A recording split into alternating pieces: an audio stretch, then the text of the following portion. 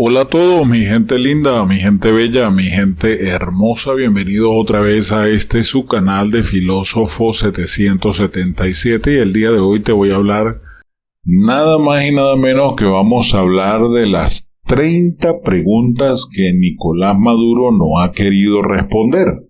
El medio de comunicación tal cual digital.com compartió 30 preguntas que le enviaron a la Secretaría de la Presidencia de la República para entregársela directamente a Nicolás Maduro y que le dé una explicación a los venezolanos sobre esas 30 preguntas. Por eso quiero compartírselas para que ustedes se imaginen cuál sería la respuesta de cada una de estas 30 preguntas, ya que todos sabemos quién es Nicolás Maduro, empezando por el hecho que es un colombiano que está sentado en Venezuela en la silla Miraflores gracias a las gallinetas de las Fuerzas Armadas Nacionales Bolivarianas. Vamos a comenzar. El gobernante usurpador y criminal Nicolás Maduro está en precampaña. Busca su reelección y con ella consolidar 17 años continuos en el poder. El candidato de 61 años fue postulado ante el Consejo Nacional Electoral por el Partido Socialista Unido de Venezuela. A su candidatura se adhirieron otras 12 organizaciones con fines políticos como los Tupamaro, Patria para Todos, Somos Venezuela, Podemos, Hora, Futuro, Movimiento Electoral del Pueblo, Partido Comunista de Venezuela, Unidad Popular Venezolana, Enamórate Venezuela, Partido Verde y Alianza para el Cambio. Su foto se encuentra repetida 13 veces. Ocupa la primera fila en la boleta electoral y se extiende a una parte en la segunda y en la tercera fila. En el escenario polarizado que reflejan las encuestas, Nicolás Maduro, aspirante a la reelección, aparece por debajo del candidato de la plataforma unitaria, Edmundo González Urrutia, con una diferencia de 30% o más, aproximadamente, según varios estudios recientes. En esta carrera para lograr el favor popular y mantenerse el poder, el candidato Nicolás Maduro moviliza a su tren ministerial y a sus funcionarios de mayor peso por todo el territorio nacional. Todos, incluido Maduro, aseguran que si el oficialismo pierde en los comicios, volverán las grandes diferencias sociales y se profundizarán problemas como los servicios públicos. El pasado 17 de mayo, el portal digital Tal Cual envió una solicitud vía correo electrónico al Ministerio de Comunicación e Información para dar una entrevista al candidato Nicolás Maduro. También se comunicó con el personal de prensa vía WhatsApp para enviar la solicitud y canalizar la cita. La idea era conocer de su propia voz la propuesta al país para este nuevo periodo y las estrategias que plantea para sacar a Venezuela de la crisis que se ha profundizado en los últimos años, sobre todo desde que ellos agarraron el poder hace 25 años. Hoy le voy a mencionar esas preguntas que se habían previsto para el candidato Nicolás Maduro. Preguntas que son bastante interesantes para que analicemos.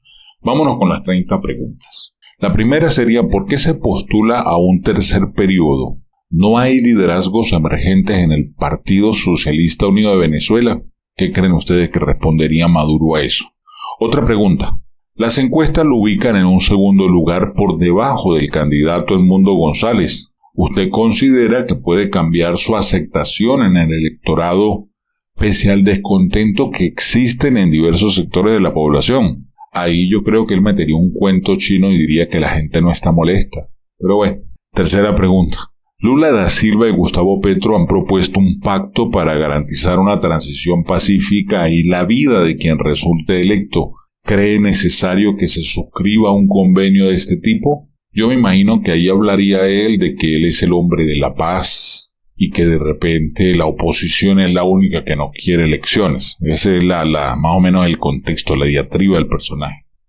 Otra pregunta, ¿garantiza que en caso de ganar las elecciones presidenciales no habrá persecución contra los sectores de la oposición que lidera María Corina Machado? Ahí él sería el angelito, me imagino yo, ¿no? Ha dicho que de ganar llamaría a un diálogo nacional el 29 de julio. Lo haría también a todos los sectores de la oposición, incluida María Corina Machado. Siguiente pregunta, usted pudo eliminar por decreto la inhabilitación contra Machado. ¿Por qué no hacerlo para derrotarle en las urnas? Siguiente pregunta, si pierde las elecciones, ¿cómo cree que sería un proceso de transición a un nuevo gobierno? Siguiente pregunta, ¿cómo se visualiza Nicolás Maduro siendo oposición?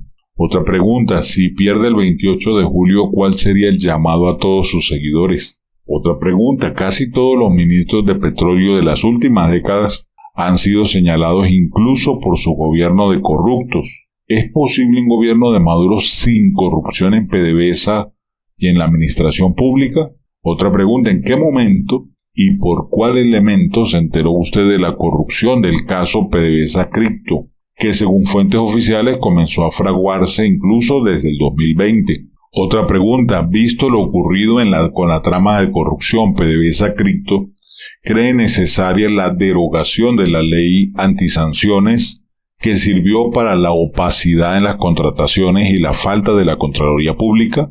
Otra pregunta, ¿por qué no publica el presupuesto nacional, las memorias y cuentas y el boletín epidemiológico desde hace 8 años? ¿Se compromete a cumplir esa obligación de ley en un nuevo periodo? Otra pregunta, ¿qué hará para garantizar la atención social y económica a los jubilados y pensionados? Basta con una ley de pensiones que no se conoce cómo será la administración de esos recursos y conllevarlos a los roques. Siguiente pregunta, ¿está previsto en una eventual nueva gestión reformular leyes para que el sector privado pueda desarrollarse sin tanta carga tributaria? Otra pregunta, ¿cree que con un nuevo mandato pueden eliminar las sanciones? Otra pregunta, ¿cuáles son las garantías que en su gobierno daría a las empresas internacionales que quieran invertir en el sector petrolero con o sin sanciones? Otra pregunta, ¿puede usted recuperar el poder adquisitivo de los venezolanos que acumula casi una década en decadencia? Siguiente pregunta, ¿en un eventual nuevo gobierno prestará atención a la exigencia de los trabajadores de la salud y de la educación y de las empresas básicas sobre las mejoras salariales y el cumplimiento de los contratos colectivos? Otra pregunta, ¿en su tercer mandato mejoraría los salarios o mantendría la política de los bonos que se aleja de lo establecido en la ley? Otra pregunta, usted ha dicho que la oposición va a acabar con las misiones sociales en caso de que ganaran las elecciones, pero barrio adentro, por ejemplo, funciona de manera precaria en algunas comunidades. ¿Qué hará para revivir la iniciativa y otras de Chávez que fenecieron en su administración? Otra pregunta, los servicios públicos están en crisis. ¿Cómo garantizarle a la ciudadanía que ahora sí se van a solventar el problema del agua y de la luz? Otra pregunta, más de 7 millones de venezolanos han salido del país debido a la crisis socioeconómica en Venezuela. Sin embargo, usted ha negado las cifras dadas por las agencias de la Organización de las Naciones Unidas. ¿Cuáles son los datos que tiene su gobierno sobre la migración venezolana y cómo tiene previsto atenderlas? Otra pregunta, ¿los temas de la comunidad LGBTI ahora sí estarían en su agenda de gobierno? ¿Está usted de acuerdo con el matrimonio igualitario? Otra pregunta, en el 2018 usted aseguró que el tema del matrimonio igualitario sería discutido en el Parlamento. ¿Por qué no lo han llevado a cabo?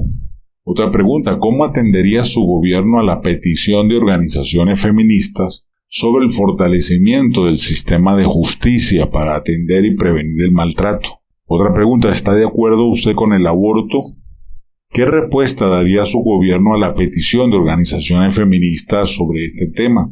Otra pregunta, sobre su administración pesa una investigación en la Corte Penal Internacional por supuestos crímenes de lesa humanidad. ¿Estaría dispuesto a que instancias investigadoras visiten las sedes del SEBIN y de la DGCIM, así como permitir investigar las cadenas de mando bajo la idea de quien no la debe no la teme? Otra pregunta, ¿qué política ambiental propondría para impulsar la energía renovable y la limpieza de los ríos y playas?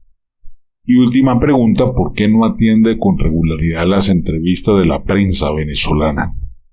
Yo creo que por muchas de estas preguntas, si el periodista le da la cara a Maduro, va preso cuando termine el programa. O pasa como pasó cuando vino el periodista que lo interrogó y él se levantó y dijo, no, yo no me voy a prestar para esto, y se levantó y se fue. Porque ese show sí lo hace. Bien, me gustaría que tú me dijeras qué piensas de esas 30 preguntas que ha dicho, que le enviaron a Nicolás. Vamos a ver si responde antes de las elecciones, ¿no? O antes de que San Juan agache el dedo, como dice el refrán. Pero muchas de estas preguntas le dan en la madre, le dan una patada en la espinilla. Sí, señoras y señores. Vuelvo y repito, yo creo que si un periodista venezolano le pregunta cara a cara todas estas preguntas al terminar la reunión va preso. No manda, mete preso por falta de respeto, porque así son ellos. Bien, suscríbete al canal si no lo has hecho y te recuerdo que si no quieres perderte ninguna de mis noticias, me sigas en Telegram como Filósofo777 o en Instagram como Filósofo777 USA. Ser una persona emprendedora, ser una persona echada para adelante, si no quieres perderte nada, pues te invito también que me sigas en autodidactamillonarios.com, donde tenemos 1400 cursos de formación para que puedas generar ingresos desde tu casa, montando tu propio negocio con mínima inversión. Autodidactamillonarios.com es la solución. Un abrazo, rompecostillas. Hasta la próxima. Bendiciones, los quiero mucho. Recuerden, pa'lante, para allá.